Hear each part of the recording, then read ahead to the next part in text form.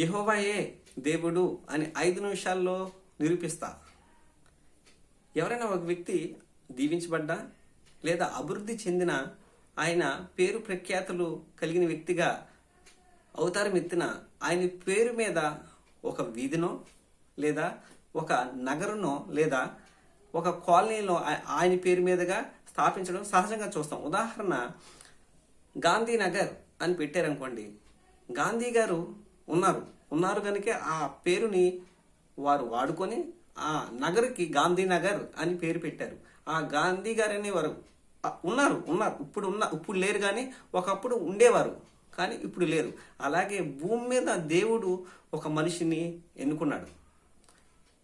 ఎన్నుకున్న మనిషిని ఆశీర్వదిస్తాను అని చెప్పి వాగ్దానం చేశాడు. అలా వాగ్దానం చేసిన ఒక వ్యక్తి ఒక దేశంగా తయారైంది. ఆ దేశమే ఇశ్రాయేలీల దేశము.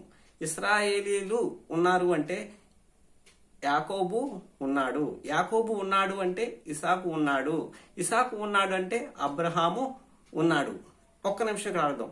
అబ్రహాంకు దేవుడు వాగ్దానం చేశాడు, నీ ద్వారా భూమి మీద ఉన్న సకల జనుల వంశావళులన్నీ ఆశీర్వదించబడతాయని దేవుడు వాగ్దానం చేశాడు.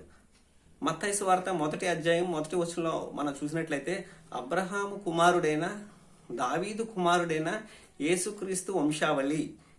అబ్రహాం ద్వారా యేసుక్రీస్తు వస్తే, యేసుక్రీస్తు వలన ఎవరైతే ఆయన్ని విశ్వసించి ఆయన్ని యందు విశ్వాసం ఉంచుతారో వారందరూ ఆశీర్వదించబడతారు, రక్షించబడతారు. విశ్వాసం ఉంచి ఆయన్ని నమ్మగలిగితే వారందరూ ఆశీర్వాదానికి వారసులైపోతారు.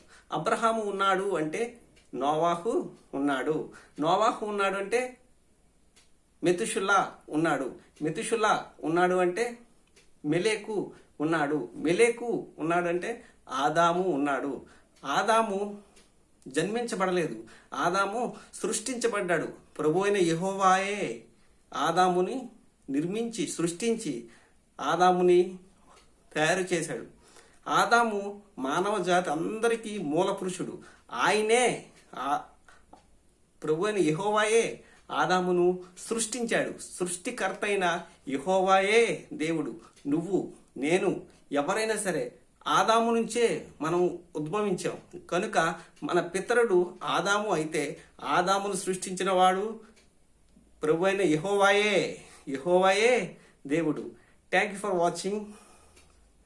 Please subscribe, check other video. Bye. Thank you.